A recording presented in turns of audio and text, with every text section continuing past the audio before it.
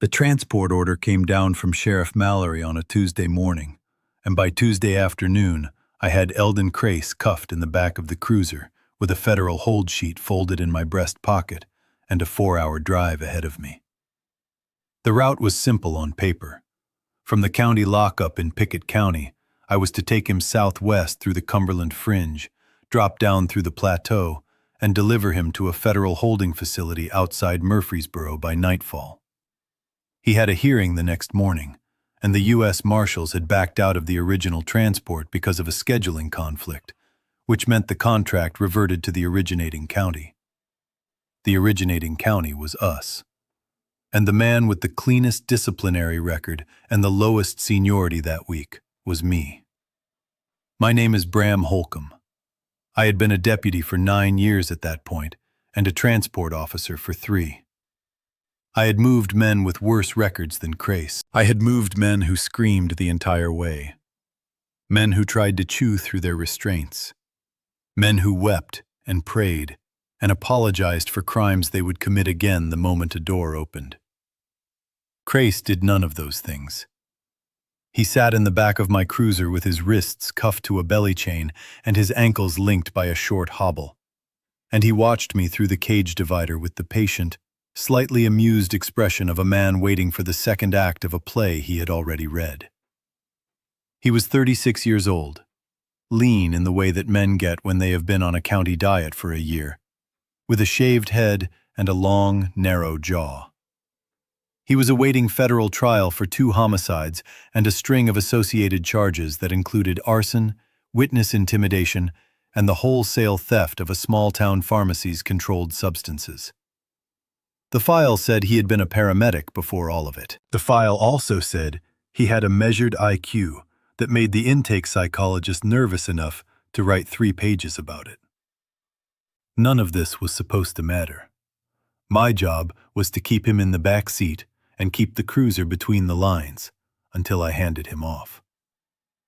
We left Birdstown at 11 in the morning under a low gray sky. The radio was running normal traffic. Dispatch checked in, I confirmed mileage, and we rolled out. For the first hour, Crace said nothing at all. He looked out the window at the pine and the bare hardwood and the long stretches of pasture, and the only sound from the back was the soft chime of his belly chain shifting when we hit a seam in the asphalt. I drove the way I always did on transports, with both hands on the wheel and the AM band tuned to a regional news station I half listened to out of habit. Around noon, somewhere on the long, blank stretch of state route between Jamestown and Crossville, he spoke for the first time. "You ever do this run before, Deputy?" I did not answer immediately. The protocol was not silence, exactly, but minimization. You did not have conversations with the cargo. You answered direct questions with the shortest, accurate answer, and you let the rest go. I told him I had run that route twice that year. "Different car each time?" "Same car." "Smells like a different car," he said. "They clean these between trips?" "When required." He made a small sound, not quite a laugh. "Required." I let it die. He went back to the window. We passed a feed store with a hand-painted sign and a parking lot full of pickups, and a single horse trailer angled across 2 spaces. And then we passed the long fence of a hay operation, and then we were back in the trees. The radio in the dash murmured something about a CDC advisory that I did not catch the front of. I reached down and turned the volume up a quarter turn without taking my eyes off the road. Respiratory presentation initially, with rapid progression to neurological involvement. Citizens are advised to avoid contact with anyone showing signs of acute confusion, aggression, or... The signal sagged into static. I lost the broadcast for a stretch of about a minute, and when it came back, the announcer had moved on to a story about the price of soybeans. I left the radio where it was. "You catch any of that?" Crace asked. "Some. Sounds like rabies." "Sounds like a lot of things." He shifted in the seat. The chain made its small sound. I worked 2 years out of a rig in Nashville. You see things. People come in confused, aggressive. You assume meth or bath salts or a closed head injury. Sometimes it's none of those. Sometimes it's something the lab hasn't named yet. Save it. I'm just talking. Don't. He was quiet for maybe 20 minutes after that. Long enough that I started to think he was going to sleep through the rest of the trip. Then we came around a curve onto a straight section of 2-lane that ran along a creek bottom, and I saw the first thing that did not fit. A pickup was stopped sideways across both lanes about a quarter-mile ahead. Not parked. Stopped. The driver's door was open and the engine was still running, judging by the faint shimmer of exhaust at the tailpipe. There was no one in the cab and no one I could see in the road. I slowed and then stopped about 60 yards back and put the cruiser in park. "Stay where you are," I told Grace, which was unnecessary, because he was chained to the floor of my back seat and could not have gone anywhere if the cruiser had been on fire. I keyed the radio and called it in. Dispatch answered on the second try. The dispatcher's voice was a woman named Pell, whom I had known for 6 years and who normally sounded as bored as a person can sound while still being awake. She did not sound bored. She sounded like she had been running. 612, advise. We've got a lot of traffic right now. Are you code 4? I'm fine. I've got a vehicle blocking the roadway. No occupants visible. Engine running. Requesting a wrecker and a wellness check on the registered owner. There was a pause that was longer than it should have been. 612, can you proceed around it? Negative. Both lanes blocked. Ditch on the right, drop on the left. Another pause. 612, I'm going to be honest with you. We don't have anybody to send. Use your judgment. Continue your transport if you can. If you can't, find a route around. Do not, repeat, do not dismount to investigate the vehicle. Acknowledge. I sat with the mic in my hand for a second longer than I should have. In 9 years, I had never heard Pell tell a deputy not to investigate a stopped vehicle. The protocol was the opposite. The protocol was always to clear the scene. Acknowledged. What's going on, Pell? I don't know yet, Bram. Just be careful. Out. The radio went quiet. I sat there with the cruiser idling and the wipers off and a stopped pickup down the road and a federal prisoner in my back seat watching all of it with his head tilted slightly to one side. Pell sounded scared, he said. Don't talk. You ever heard her sound like that before? I did not answer. I put the cruiser in reverse and backed up about 100 feet to a gravel turnaround that served a logging trail, and I worked the cruiser around in a 3-point and headed back the way we had come. There was a county road about 6 miles back that would let me cut south and pick up the highway again on the other side of the creek. It would add 40 minutes. 40 minutes was nothing. We drove in silence for a while. The radio gave me nothing useful. The news station I'd been listening to had gone to a recorded loop of the same advisory I had half heard before, repeating every 3 or 4 minutes. Avoid contact. Avoid contact. Avoid contact. Then the loop broke, and the station went to dead air. And after a minute of dead air, the carrier dropped entirely. You're losing stations, Grace said. I noticed. That's not weather. I know.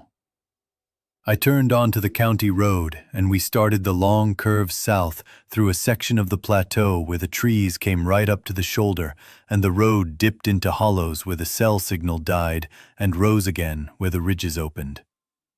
I had no signal on my phone in any of those hollows, and I had only 1 bar on any of the ridges. I tried Pell 3 times on the radio and got nothing back. I tried the channel for the next county over and got nothing back. I tried the highway patrol channel and got a single fragment of a male voice saying the word south before the channel closed up. About 30 miles into the detour, we came down out of a long grade onto a state route that ran past a small, unincorporated community whose name I will not give. Because what I saw there is not something I want attached to a real place.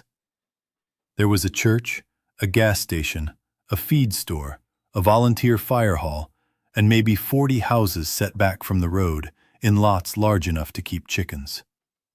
The gas station had a hand-lettered sign in the window that said closed, no fuel, even though I could see lights on inside. The feed store's parking lot had 3 vehicles in it, and one of those vehicles had its driver's door standing open, the way the pickup back on the creek road had. The fire hall was empty, and the bay door was up. I slowed to about 20 as we went through. There were people on the porches. Not many. 3 on one, 2 on another. They watched the cruiser go by with the wary, alert posture of people who were waiting for someone or something. One of them, an older man on the 3rd porch, had a shotgun across his lap. "Stop," Crace said. "No. Stop and ask them what they know. Be quiet. You're going to drive us into something you can't drive out of." I did not stop. We passed the last house, and we were back in the trees. About a half-mile out of town, the road bent sharply right, and there was a body on the shoulder. A man, face down, in jeans and a flannel shirt. There was blood under him and on the gravel. There was nobody else in sight. I did not stop for that either. My job was the prisoner. My job was the prisoner. My job was the prisoner. We made another 20 miles before the radio went out completely. Not just stations, the whole band. I worked through every channel on the dash unit and got the same hollow whisper of empty air. The cruiser's onboard computer froze on a screen it had never frozen on before and would not refresh. My phone showed no service. The clock on the dash said 2:18 in the afternoon, and the sky, which had been gray all day, was beginning to take on the deeper, flatter gray of a day that was going to end early. "Deputy," Crace said. "Bram. That's your name, right? Bram. Don't use my name. Bram, listen to me. I worked emergency medicine for 2 years. I know what an outbreak announcement sounds like. That radio loop was an outbreak announcement. That word, neurological, is the word they use when they don't want to say the other word. We need to think about where we're going. We are going to Murfreesboro. Murfreesboro is a city of 150,000 people. If this is what I think it is, Murfreesboro is going to be the worst place we could possibly be by tonight. That is not your decision. I know it isn't. I'm just telling you that the man behind you used to ride into apartment buildings with people coughing up blood, and he is telling you, professionally, that we should not drive into a population center right now. I did not answer him. I kept driving. The road climbed onto a ridge and then dropped again into a long bottomland of soy that had been cut and disked for the season. Halfway across the bottomland, we caught up with a school bus. It was stopped in the right lane with its hazards on. The driver was outside the bus, standing in the road, talking on a cell phone with the urgent, leaned-forward posture of someone who was not getting through. A line of children's faces watched me from the windows of the bus. I pulled around the bus slowly, and I looked at the driver as I went past. She looked at me. She mouthed the word, "Help." I rolled down my window. "What's wrong?" I said. "My phone won't go through. I can't reach the school. I can't reach my dispatcher. I've got 22 kids, and I don't know whether to take them home or back to the school or—" I keyed my radio. Nothing. I tried my cell. Nothing. I looked at the bus. I looked at the bus driver. I looked at the road behind me, where about a mile back I had passed a body on the shoulder. "Take them to the school," I said. "Lock the doors. Stay inside. Do not open the doors for anyone who is not a parent you recognize. If the parents come, give the children to the parents and then lock yourself in. Do you understand me?" "Yes." "Go now." She got back on the bus. I waited until she had pulled away and was moving in the right direction, and then I drove on. Grace did not say anything for the next several miles, and when he did say something, his voice was different. Quieter. Less mocking. That was the right call. Don't. I'm not. I'm telling you it was the right call. The state route ran us through 2 more small towns over the next hour, and both of them were worse than the first. The second one had a wrecked car in the parking lot of a Dollar General, and a woman sitting on the curb beside it with her hands pressed to her face. The third one had no people at all that I could see, only an empty 4-way stop and a dog standing in the middle of the intersection, panting. By the time we came down off the plateau onto the rolling country that runs west toward the interstate, the sky had darkened into something that was not weather and not nightfall, but the gray of a day that had simply given up. I made the call about 10 minutes after the third town. I pulled off onto a wide gravel shoulder near a closed produce stand, and I sat there with the cruiser idling, and I thought about it for a long time. Murfreesboro was 3 hours away. The federal facility had a sally port and reinforced walls, and a duty staff and a generator. If anywhere was going to hold, it would hold. But getting there meant going through Cookeville and then onto the interstate. And the interstate at this hour on a normal day carried tens of thousands of vehicles. And if even a fraction of those vehicles were now driven by people who had heard the same advisory I had heard and were trying to get somewhere, the interstate was going to be a parking lot. And a parking lot, if Crace was right, was the worst place a man could be. The alternative was to find a place to wait it out. A barn, an empty house, a hunting cabin. Anywhere with 4 walls and a door I could lock. Wait 24 hours, see what the radio gave me, and either continue the transport or call it in and request relief. The problem with the alternative was that I had a federal prisoner in my back seat. Holding up with him in a structure I did not control violated about 9 sections of departmental policy and about 3 federal statutes. If I did it and he escaped, I was finished. If I did it and he killed me, I was dead. Which was worse, but in some ways simpler. "You're thinking about stopping," he said from the back. I did not turn around. "I'm thinking. There's a place about 12 miles from here, off the route. My uncle had it. He's been dead 4 years. The deed is in probate. Nobody's lived in it since." "How would you know where we are?" "I've been watching the road signs, deputy. I'm not blind. We just passed Spencer." I checked. He was right. I had passed the sign for Spencer about 6 minutes back. Why would I take a federal prisoner to a house his family owns? Because you don't have a better option, and because the house is empty, and because I am telling you, on whatever credibility I have left, that nobody is at that house, and nobody is going to come to that house. It is 150 yards off a gravel road, behind a ridge, with a tin roof and a wood stove and a hand pump on the well. My uncle was a paranoid old bastard who thought the federal government was going to come for his cattle. He built that house to disappear in. And you want me to take a federal prisoner to a disappear house? I want you to take both of us somewhere we can survive the next 48 hours. After that, you can do whatever you want with me. Drive me to Murfreesboro. Drive me to Memphis. Drive me into a tree. I don't care. I just don't want to die in the back of this car because a deputy I don't know was too scared of his sergeant to stop driving. I sat with that for a long time. I am not proud of how long. I sat with it long enough that the cruiser's engine warmed past its normal idle temperature and the fan kicked on. I sat with it long enough that I watched a hawk cross the road from one tree line to the other and disappear.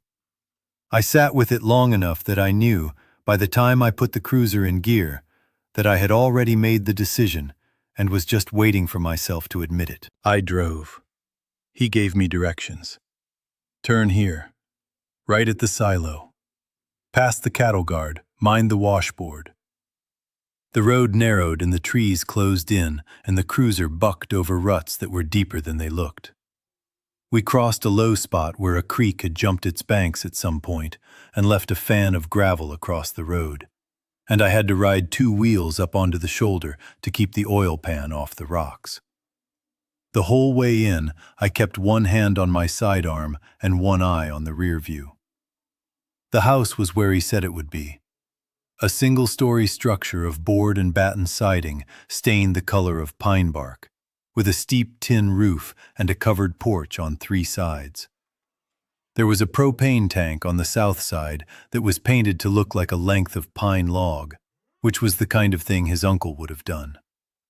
There was a small barn behind the house, and behind the barn, the land dropped into a hollow and came up the other side as a long pasture run to seed. No power lines. No phone lines. A driveway that ended at the porch and did not continue. I parked the cruiser nose out, the way I had been trained, and I sat in it for a minute with the engine off and listened. There was wind in the trees, and there was a single crow somewhere up on the ridge, and there was nothing else. Keys under the second floorboard on the porch, on the right side as you face the door, Crace said. There's a nail head that's higher than the others. Pry up from there. I left him in the cruiser. I went up onto the porch with my sidearm drawn, and I checked the door and the windows, and I found the loose floorboard exactly where he said it would be. The key was a brass house key on a leather thong. I unlocked the front door and cleared the house room by room. 3 rooms and a bath. A kitchen with a hand pump at the sink and a wood stove in the corner.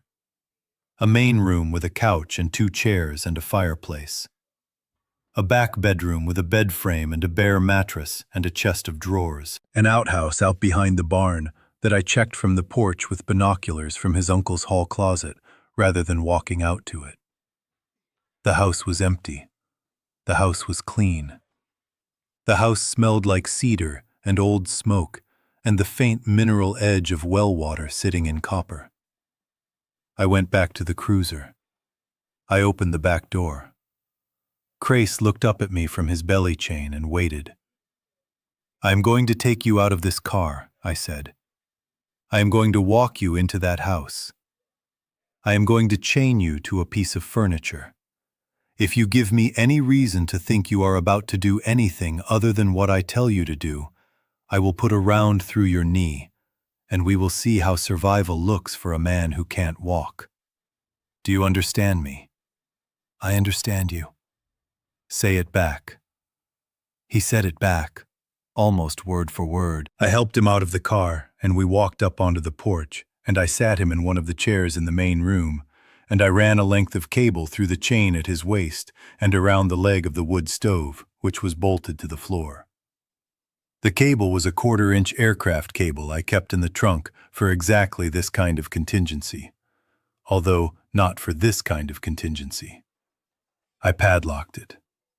He sat in the chair and watched me do it with no expression at all. I'm going to bring in supplies from the car, I said.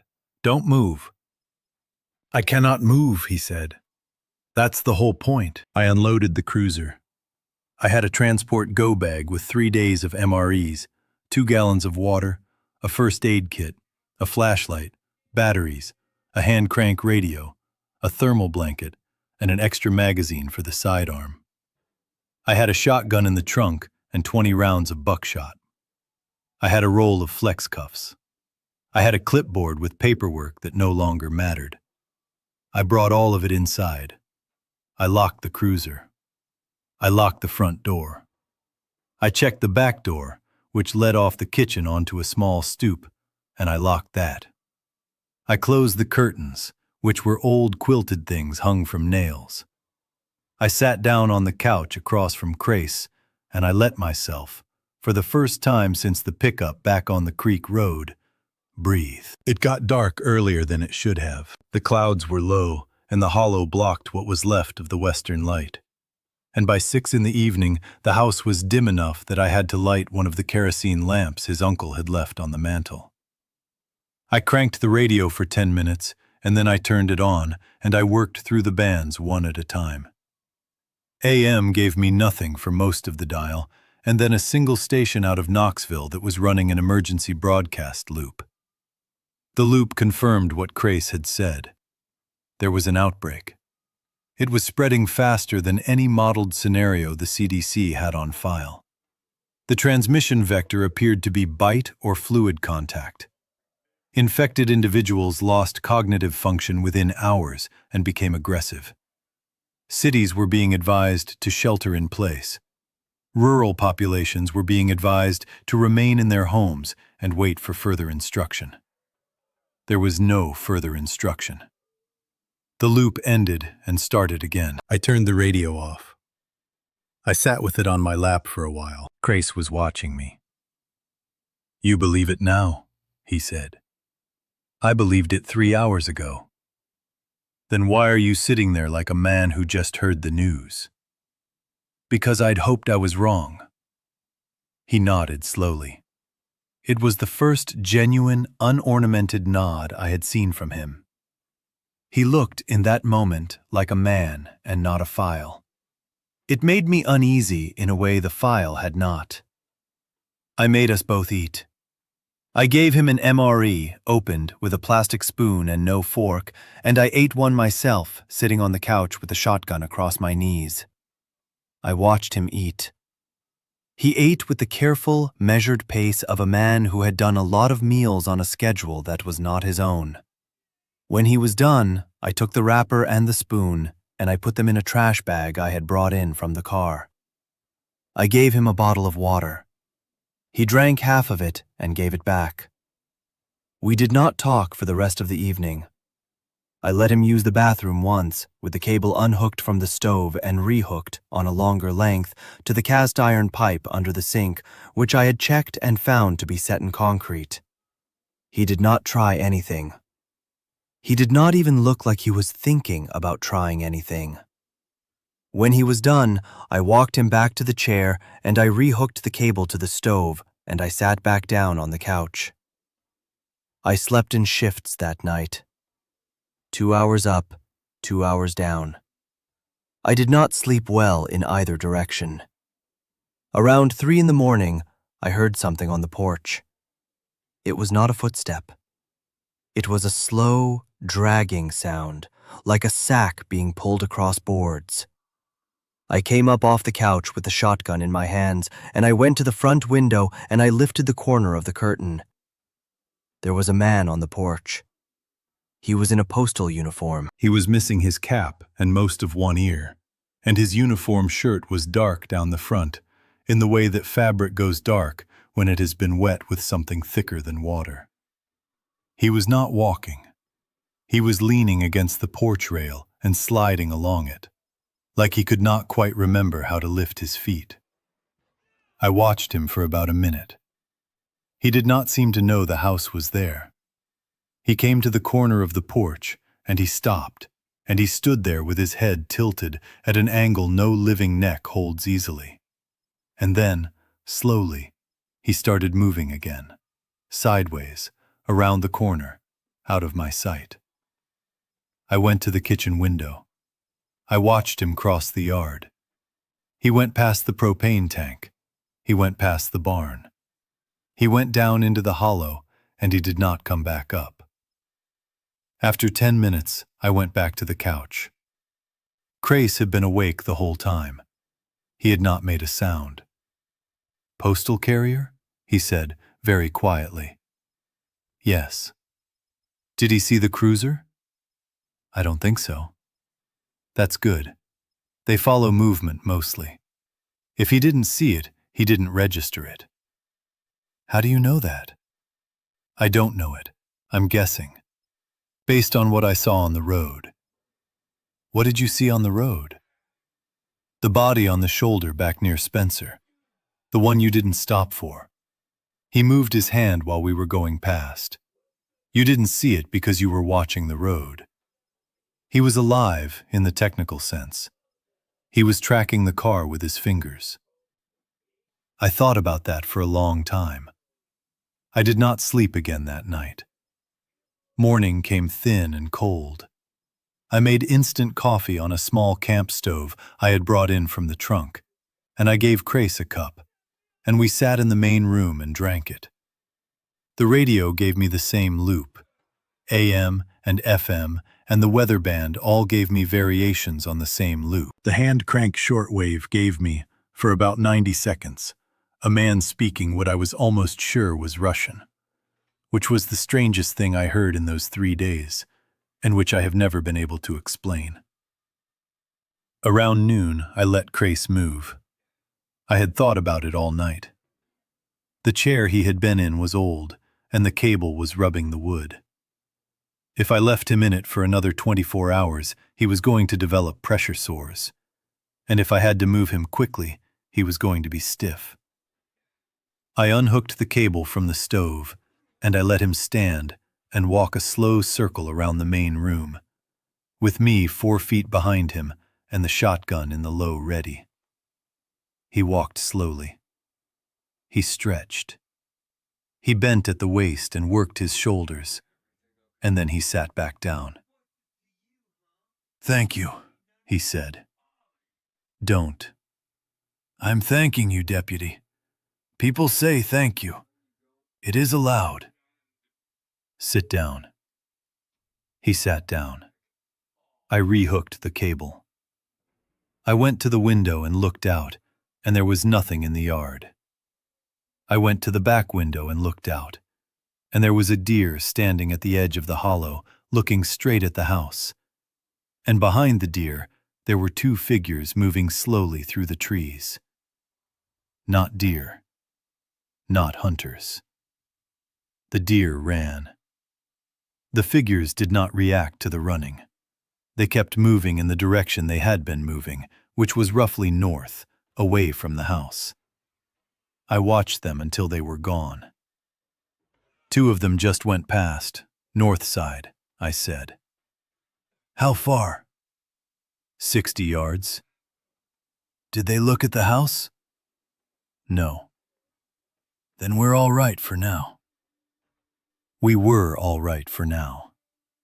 We were all right for the rest of that day, and for the next day, and for the morning of the day after that. We ate carefully. I rationed water from the gallons I had brought and worked the hand pump once in the kitchen to confirm it ran clear. It ran clear. I filled every container in the house and set them on the counter. I went through the kitchen cabinets and found 2 cans of green beans and a can of evaporated milk and a half-empty jar of instant coffee that was older than my service weapon. I found, in the back bedroom, a chest at the foot of the bed that contained 2 wool blankets, a kerosene lantern with a full reservoir, and a box of 22 long rifle ammunition. I did not find a 22. The rifle that should have gone with that ammunition was not in the house. I assumed the uncle had taken it with him when he died, in some sense. Grace and I talked in those 3 days. Not because I wanted to, and not because I let my guard down, but because we were 2 men in a small house, and there was no television and no radio worth listening to, and nothing to do except watch the windows and wait. He told me, in pieces, how he had become what the file said he was. I will not repeat most of it. Some of it was a story I had heard before, in different forms, from other men I had transported. Some of it was specific to him in ways that I came to believe over the course of those 3 days. He had been a paramedic. He had watched a woman die in an apartment in Antioch because the rig he was on did not have a unit of blood on it, and the closest hospital had been on diversion. He had watched, 6 months later, a man who turned out to be the cousin of the dispatcher who had sent him on diversion that night die of an accidental overdose in a holding cell, and he had decided, quietly and over a long period of time, that the system that had killed his patient would never be made to answer for it through any channel he had access to. So he had built his own channel. The 2 homicides on his sheet were not, by his account, the ones that mattered. The ones that mattered were the ones that had not been charged, because there had been no bodies. Only quiet disappearances of mid-level functionaries in a system he believed had been complicit in the death of a woman in Antioch, whose name I will not repeat here. I did not believe all of it. I believed enough of it to be uncomfortable. He told it without theatrics, without self-pity, without the practiced narrative I had heard from other men. He told it the way a man tells a thing he has stopped trying to make sense of. When he was done, he looked at me and he said, "You don't have to believe me. I'm not asking you to." "Good," I said, "because I don't." "All right. I believe some of it." "That's enough," he said. On the 3rd afternoon, the dynamic changed. We had been hearing, off and on, single gunshots from the direction of the gravel road. Not many. 2 on the first day, 1 on the second, none that morning. Around 3 in the afternoon on the 3rd day, I heard 3 shots in fast succession, then a pause, then 2 more, and then engines. 2 engines. Pickup trucks, by the sound, coming up the gravel road. I went to the front window and I saw them through the trees about a quarter-mile off, working their way slowly up the washboard. 2 trucks. I could not see the people in them yet. I went to Crace. "2 trucks coming. I don't know who. You're going to want to move me." "What?" "If they come to the house and they see a deputy and a chained man, they're going to make assumptions, deputy. They're going to assume one of 2 things. Either that I'm a danger they need to handle, in which case I die, or that you're a problem, in which case you die, and then I die anyway because I can't get out of this cable. Either way, I die. So you are going to want to move me." "Where?" "Back bedroom. Close the door. I'll be quiet. If they come into the bedroom, you can tell them whatever story you want. If they don't come into the bedroom, you don't have to tell them any story at all." I thought about it for about 3 seconds. Then I unhooked the cable from the stove, and I walked him fast into the back bedroom, and I rehooked the cable around the iron bed frame, and I shut the door. I came back into the main room, and I put the shotgun out of sight under the couch, and I left my sidearm in its holster with the strap closed, and I went to the front window with my hands empty. The trucks came up the driveway and stopped about 30 feet short of the porch. There were 3 men in the lead truck and 2 in the second. They got out slowly. They had rifles.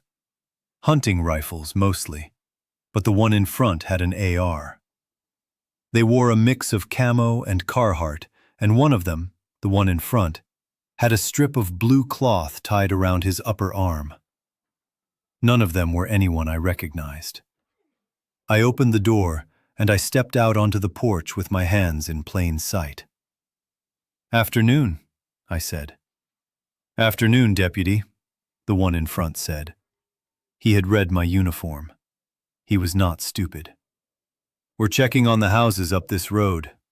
You hold up here?" "For the moment." "You local?" "From down at the highway. We've got about 30 people in the church basement at Walling. We're trying to find the folks who are still alive in their houses and bring them in." "Bring them into what?" "To the church. We've got food, we've got water, we've got walls, we've got people who can pull a trigger. The state hasn't sent anybody. The sheriff hasn't sent anybody. We're doing it ourselves." "How long has it been since you heard from anybody official?" 2 days. The radio out of Knoxville stopped at noon yesterday. Cookville's gone. The interstate's gone. Murfreesboro's gone. I let that sit. The man with the blue cloth on his arm watched me. The men behind him watched me. I watched all of them. The one on the far right, a thin man in a brown coat, was not looking at me. He was looking past me, at the house. He was looking at the curtains. "Anybody with you?" the man in front said. "No." "You sure about that?" "Yes." "Mind if we come in and have a look around? Just to be safe. We've had 2 houses on this road that turned out to have a turned person hid in a back room. Family members who didn't want to put them down. I cleared the house when I got here. There's nothing in there but me and my supplies." "Then you don't mind us coming in?" I did mind. I minded a great deal. But there were 5 of them and 1 of me. And the AR was a real rifle, and I was not going to win a 5-on-1 in my own front yard with my shotgun under a couch. I stepped aside. "Boots off at the door," I said. "I just swept." He almost smiled. It was the first thing I had said that had registered to him as funny, and I had not meant it as funny. They came up onto the porch, and they came inside, all 5 of them. And they spread out through the main room and the kitchen the way men spread out who have done this several times in the last 48 hours. The man with the blue cloth on his arm walked the perimeter of the main room and ran a hand along the mantel and looked at the radio on the table. The thin man in the brown coat went to the back hallway and stopped at the bedroom door and put his hand on the knob. I had a choice in that moment. It was not a long moment. It was about a second and a half. "There's a man in there," I said. The thin man's hand froze on the knob. The one with the AR turned and looked at me. The one with the blue cloth turned slowly and looked at me too. "What kind of man?" he said. "A federal prisoner. I was transporting him to Murfreesboro when this started. He's chained to the bed frame. He's not infected. He's not armed." I put him in there because I didn't know what kind of group you were, and I didn't want him in the room when you came in. There was a long silence. The man with the blue cloth tilted his head. He looked, for a moment, like a man considering a math problem. "Open the door," he said to the thin man. Slow. The thin man opened the door. Crace was sitting on the edge of the bed, in his county-issue jumpsuit, with the cable running from his belly chain to the bed frame. He did not move. He did not speak. He looked at the thin man with the same patient, measured expression he had given me in the cruiser on the first day. "Huh," the man with the blue cloth said. "He's been in restraints the whole time," I said. "He has not given me any trouble. He is my responsibility. I am not asking you to do anything with him. I am not asking you to take him. I am telling you he is here so that nothing happens that doesn't need to happen." "What's he in for?" 2 homicides, federal hold." The man with the blue cloth looked at Crace. Crace looked at the man with the blue cloth. Neither of them spoke for what felt like a long time. "You know what we do in Walling with men like that," the man with the blue cloth said. "I imagine you don't have a lot of resources to spare on prisoners," I said. "That's a polite way to put it. I'm aware of the calculation. I'm telling you it's not your calculation to make. He's in federal custody. The federal government still exists, technically. When it gets itself back together, it is going to want him. I am going to deliver him." The man with the blue cloth almost smiled again. He looked at me the way a man looks at another man whose position he understands and disagrees with, and respects on some level he is not going to verbalize. "Deputy," he said, "I'm going to be straight with you. The federal government is not coming back together by Friday. It is not coming back together by next month. We don't know when it's coming back together. In the meantime, I have 30 people in a church basement, and we cannot afford to feed a man who killed 2 other men for fun." "It wasn't for fun," Grace said from the bed. The man with the blue cloth turned and looked at him. "What was it for?" "It's a long story, and you don't want to hear it. The deputy is correct. I am his responsibility. I am not yours." "You'd say that either way." "I would. That doesn't make it untrue." The man with the blue cloth looked at Grace for another long moment. Then he turned to me. "You coming with us to Walling?" "No." "Why not?" "Because I have a prisoner. Because I am not going to walk a federal prisoner into a 30-person church basement and put your people in a position where they have to decide every day whether they're going to keep feeding him. Because I can hold here for now. Because the last time I trusted a group of men I didn't know, the situation got complicated." "When was the last time?" "About 4 minutes ago." He laughed. It was a real laugh, brief and a little surprised. Then he sobered. "All right," he said. "All right, Deputy. I'll respect that. I'm going to leave you a frequency and a time. We run a radio check at 6 in the morning and 6 at night on the Citizens Band, Channel 9.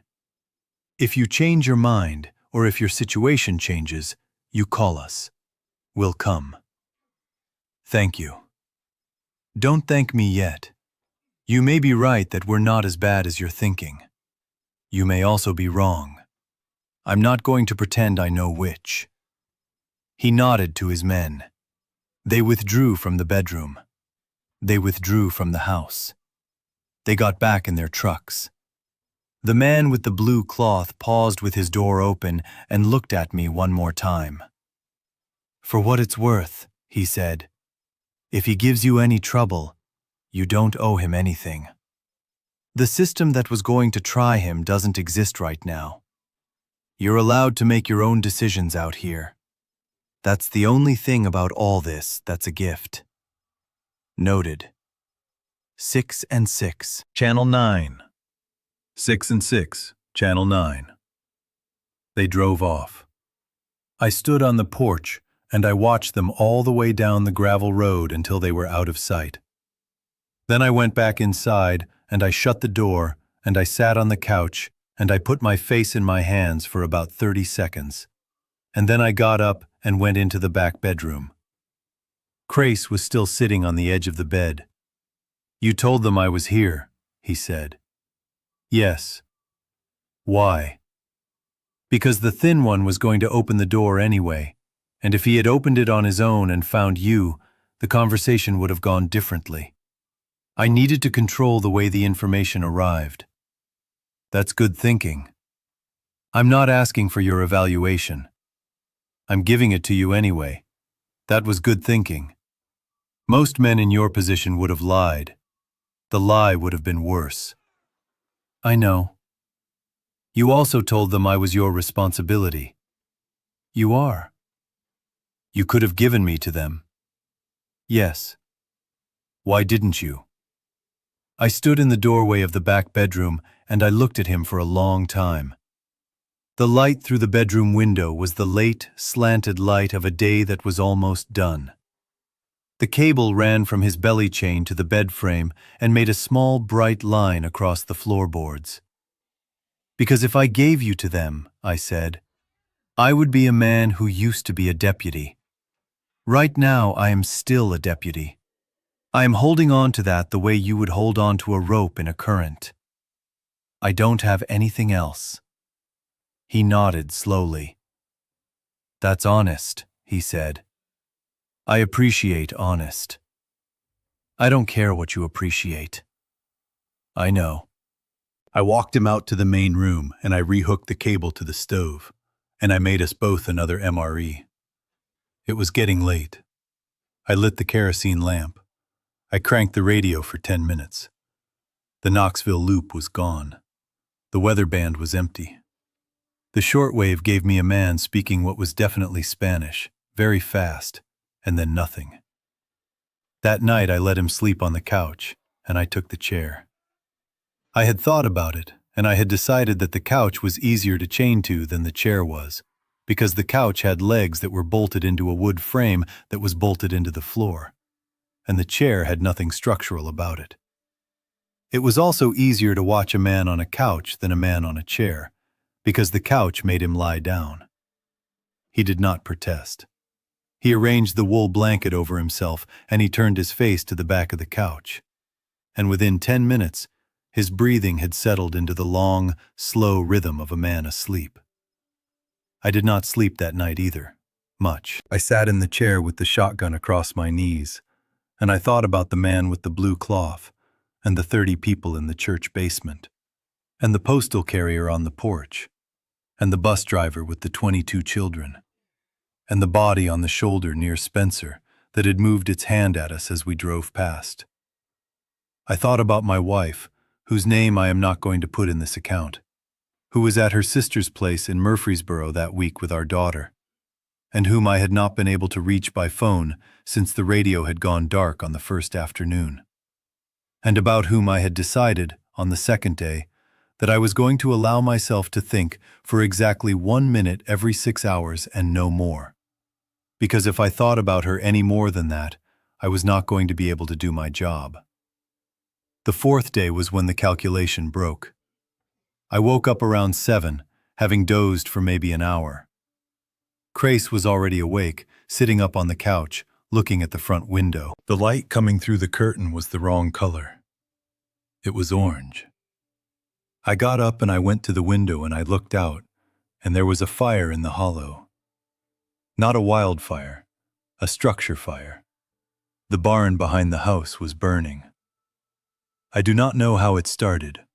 I never knew how it started. It might have been a lightning strike during the night that I had not heard. It might have been an animal. It might have been one of the figures in the trees from the day before, working its way through the property, knocking something over. It does not matter. The barn was on fire, and the wind was out of the north, and the house was about 40 feet south of the barn, and the porch had a tin roof, but the eaves were exposed wood, and the cedar shake on the south side of the barn was already throwing embers onto the back of the house. I made the decision in about 4 seconds. I unhooked the cable from the stove. I did not unhook it from his belly chain. I shoved the go bag into his arms, and I told him to walk in front of me, and I grabbed the shotgun and the radio and the kerosene lamp, unlit, and I walked us both out the front door and across the yard to the cruiser. I put him in the back seat, with the cable still around his waist, and I fed the loose end through the cargo cage, and I padlocked it to the cage. I threw the gear in the trunk. I started the cruiser. The engine caught on the first turn. I backed it up out of the driveway with the rear tires throwing gravel, and I pointed it down the road, and I drove. We did not speak for the first 10 miles. The radio gave us nothing. The roads gave us nothing. We went past 2 abandoned cars and a single figure standing in a field about 100 yards off the shoulder, who turned his head to track us as we went by, but did not move from where he stood. The sky behind us, in the rear view, had a smudge of dark smoke that was the barn and might have been the house. I could not tell. At the end of the gravel road, I had a choice. Right took me back the way I had come, toward the state route and the road we had used to get to the house. Left took me out toward Walling, where the man with the blue cloth had said the church was. Straight took me onto a county road I did not know, that ran south through country I had never driven.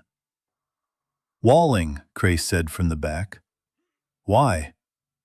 "Because they offered. Because you can drop me there. Because 30 people behind walls is better than 2 men in a cruiser." "They'll kill you." "Probably." "And you want me to take you there?" "I want you to take yourself there. I am offering myself as the price of admission." I sat at the end of the gravel road for a long time. The cruiser idled. The smoke in the rear view was thinning, which meant the fire had either run out of fuel or was being knocked down by something. I did not turn around to look. I looked at Crace in the rearview mirror. He was looking back at me with no expression at all. That isn't your decision to make, I said. I know. You don't get to decide what your price is. You don't get to decide what you're worth. That's not how any of this works. That's how it has always worked, Deputy. The system you keep talking about, the federal hold, the trial, the lawyers, that whole machine exists to set my price. It is going to set it at life without parole, probably. Maybe death, depending on the state. The machine isn't running right now. So somebody has to set the price. I would rather it be me than a man with a blue rag on his arm. That's not how I'm going to do it. Then how are you going to do it? I put the cruiser in gear. I turned right. We drove the rest of the morning. I went back the way we had come, more or less, and I took back roads I half remembered from the drive-in, and I picked up the state route again about 30 miles east of where we had left it. The state route was empty. There were cars on the shoulder, mostly. There were a few in the ditch. There was, once, a body in the road that I steered around without looking at directly. The radio gave me nothing on any band. The sky stayed the same flat gray it had been for 4 days. Around noon, I came over a low rise and saw a roadblock about a half-mile ahead. Not a checkpoint, a roadblock. 2 semi-trailers turned crosswise across both lanes, with the cabs detached and parked behind them. There were men on top of the trailers with rifles.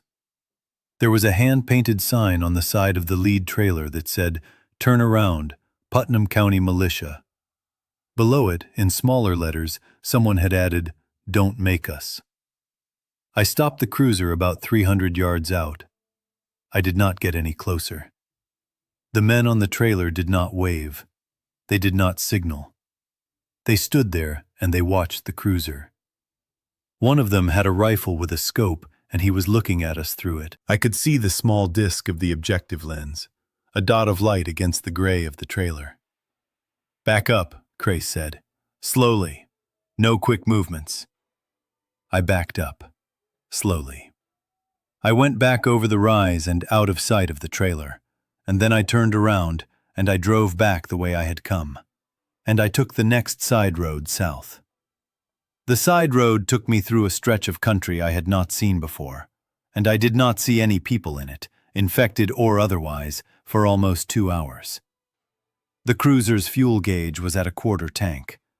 I had been managing it carefully, but I had not had the chance to top off in 3 days, and a cruiser is not a fuel-efficient vehicle. I started watching for a station.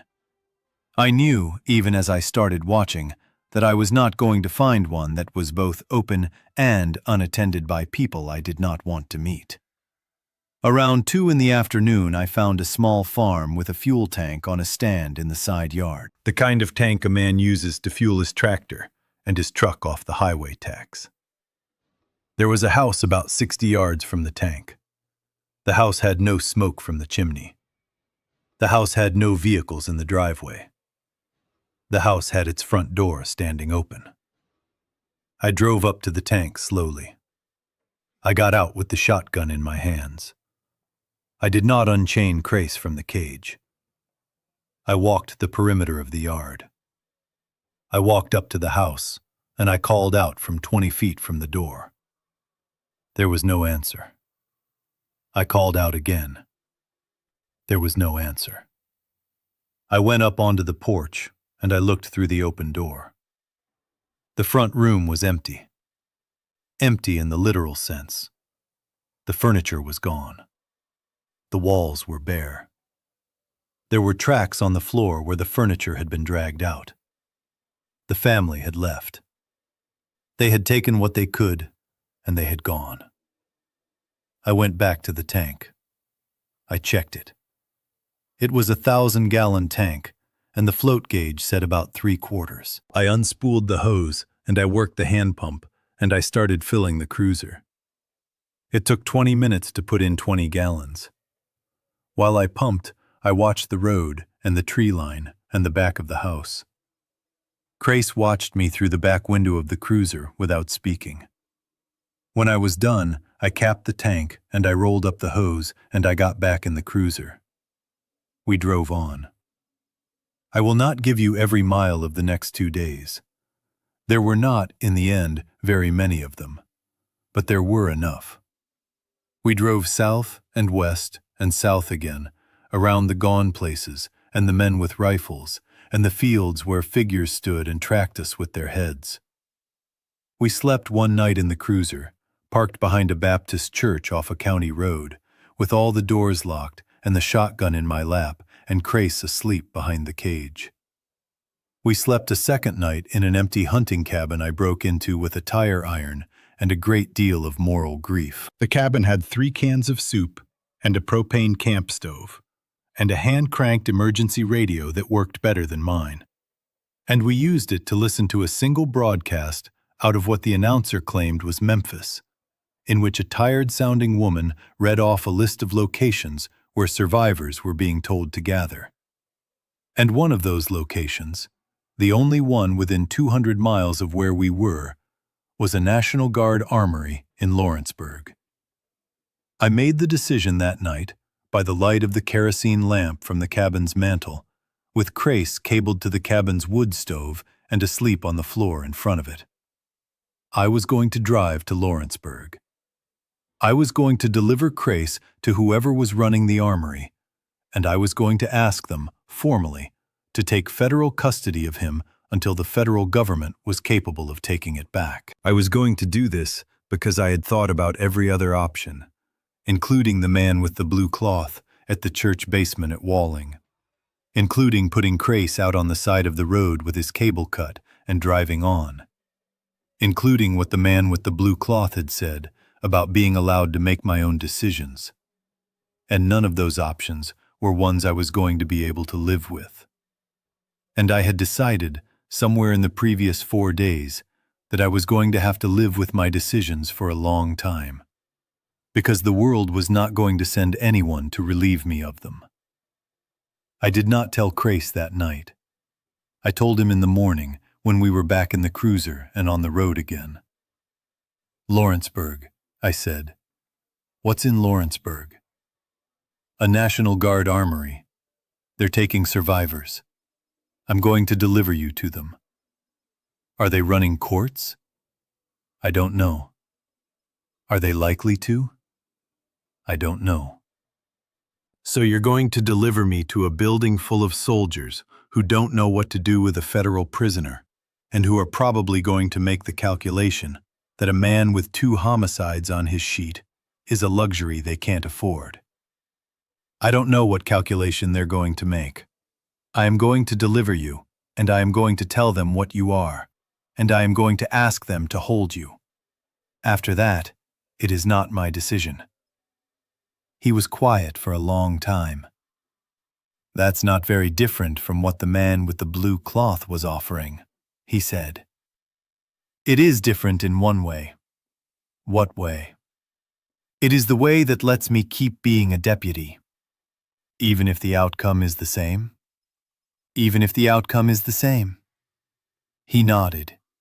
It was the second time I had seen him do the slow, unornamented nod, and it landed the same way the first one had. All right, he said.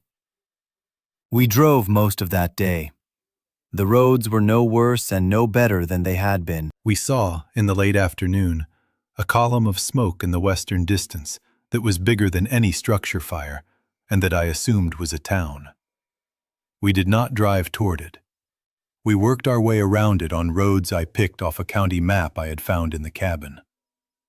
Around 5 in the evening, I came down a long grade onto a state route, and I saw, ahead of me, a sign that said Lawrenceburg 14, and below it, a hand-painted addition that said, Armory Open, Survivors Welcome, Slow Approach, Unarmed on Foot. I stopped the cruiser about a mile short of the sign. I sat with the engine idling. I looked at Crace in the rear view.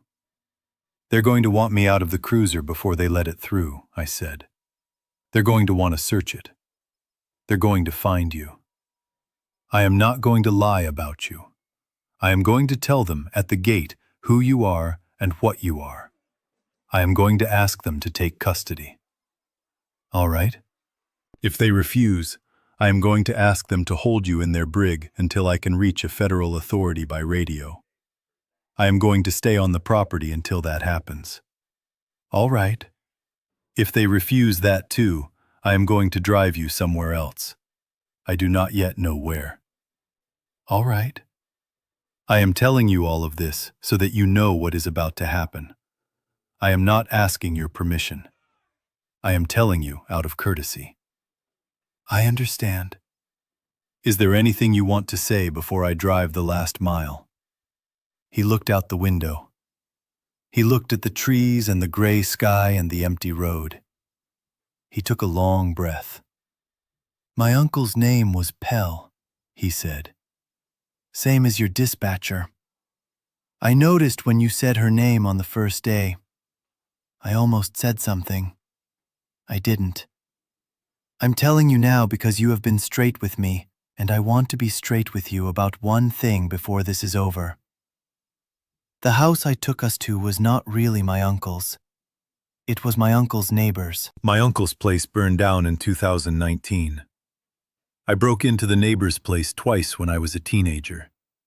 I knew the key was under the floorboard because I put it there. The neighbor died in 2021, and as far as I knew, nobody had been back. I did not know for sure that the house was empty when I sent us there. I made an educated guess. I am telling you this because if it had not been empty, things would have gone very badly. And you should know that I made that decision with imperfect information. I sat with that for a while. The cruiser idled. A crow called from somewhere in the trees. Why are you telling me this now? I said. Because in about 10 minutes you are going to hand me to a group of men who may shoot me. And I would rather not have that lie sitting between us when they do. I appreciate that. You're welcome. I put the cruiser in gear and I drove the last mile. The armory was set back from the road behind a chain-link fence with razor wire across the top. There were sandbagged positions at the gate and at the corners of the perimeter. There were 2 men at the gate with M4s and 1 man behind them with a radio. They held their hands up when I was still 100 yards out, and I stopped the cruiser. I got out with my hands up. I walked the last 50 yards on foot. I told them who I was. I told them what I had in the back of the cruiser. I told them what I needed. The man with the radio listened to me for about 2 minutes. He asked me 3 questions. He asked me my badge number. He asked me the name of my sheriff. He asked me the route I had taken from Birdstown. Then he keyed his radio and he spoke into it for about 30 seconds. Then he listened. Then he keyed it again and he spoke for another 30 seconds. Then he turned to me. Deputy Holcomb, he said, we have you on file. Your sheriff is alive. He is in the Putnam County Emergency Operations Center, which is currently operating out of a high school in Cookville. He has been trying to locate you for 4 days. He has authorized us to receive your prisoner, take custody, and provide you with shelter and resupply. We have a brig. We have a duty officer who used to be a corrections lieutenant. We can hold him. I did not say anything for a moment. The man with the radio waited. My family, I said. We don't have information on individuals. We have information on locations. Murfreesboro is contested. We have a survivor count from one of the shelters there as of yesterday morning. It is not a complete list. If you can provide names, we can ask. I can provide names. Then come inside, Deputy. Let's get your prisoner squared, and let's get you a chair, and let's see what we can find. They brought a Humvee out to the cruiser. They opened the back door. 2 soldiers and the duty officer, who had been a corrections lieutenant, walked Crace out of the cruiser with his cable still attached, and they transferred him, methodically, to a set of military restraints that were in better condition than the ones I had been using. The duty officer signed a chain of custody form on a clipboard and handed me a yellow carbon copy. I folded it and put it in my breast pocket, where the federal hold sheet had been 4 days earlier, and I noted that I had carried a piece of paper across the worst week of my life and replaced it with another piece of paper, and that this small, almost ridiculous fact was the thing that made me, finally, understand that I was still a deputy. Crace looked at me as they walked him toward the Humvee. He did not say anything. He did the slow nod one more time. I did not nod back. I did not owe him a nod, but I held his eyes until he was in the Humvee and the door was closed. And I think he understood what that meant, because his expression, just for a second before the door closed, was the expression of a man who had been seen. They took him inside. They processed him into the brig. I did not see him again. The corrections lieutenant came back out to me about an hour later, while I was sitting in a folding chair inside the armory's main bay, drinking the first cup of real coffee I had had in 5 days. He sat down beside me. He looked tired in the way that men in his position were going to look tired for a long time. He asked me to give you a message, he said. I don't want it. All right. What is it? He almost smiled. He said to tell you that you were a better deputy than the system you served, and that he was sorry he had not figured out a way to tell you that without being a prisoner first. He said you would understand what he meant. I did understand what he meant. I did not say so to the corrections lieutenant. I drank my coffee. They found my wife the next morning. She was at a school gymnasium in a suburb of Murfreesboro that had held. My daughter was with her. They were both alive. I was reunited with them, by stages, over the course of the following 3 weeks, by way of a convoy that ran every other day between the armory and the suburb. The world did not come back together in those 3 weeks. It has not come back together since. We live now in a small community on the edge of what used to be a state park. And I do work that is not very different from the work I used to do, and most days that is enough. Crace was tried, eventually, by a tribunal that the surviving federal authorities convened about 18 months later. He pled guilty to the original 2 homicides and to nothing else. He was sentenced to life in a facility that no longer exists in the form it used to, but which still holds men. I have not seen him since the day at the armory. I do not expect to. He sent me, once, through the tribunal's mail system, a single sheet of paper with no greeting and no signature, on which he had written one line in small, careful handwriting. The line was, "The house belonged to a man named Outbreak, and his widow forgave me in 2022, in case you ever want to know." I kept the paper. I do not know why. I kept the yellow carbon of the chain of custody form, too. They are in the same drawer. Sometimes I take them out, and I look at them, and I think about the 4 days in the house in the hollow, and about the man with the blue cloth, and about the bus driver, and about the postal carrier on the porch. I think about what I would have done if the armory had not been there. I think about whether I would still have been a deputy, in any sense that mattered, if the man with the radio had not had me on file. I think, mostly, about the moment at the end of the gravel road when Crace offered me his price, and I refused to set it. I am not sure, even now, that I refused for the right reasons. I am sure that I refused. That is the part I get to keep. That is the whole story. There is not more of it. The world is what it is now, and we are doing what we can in it. And the men I transport these days are transported under different rules. And the rules are ones we are writing as we go. I try to write them carefully. I do not always succeed.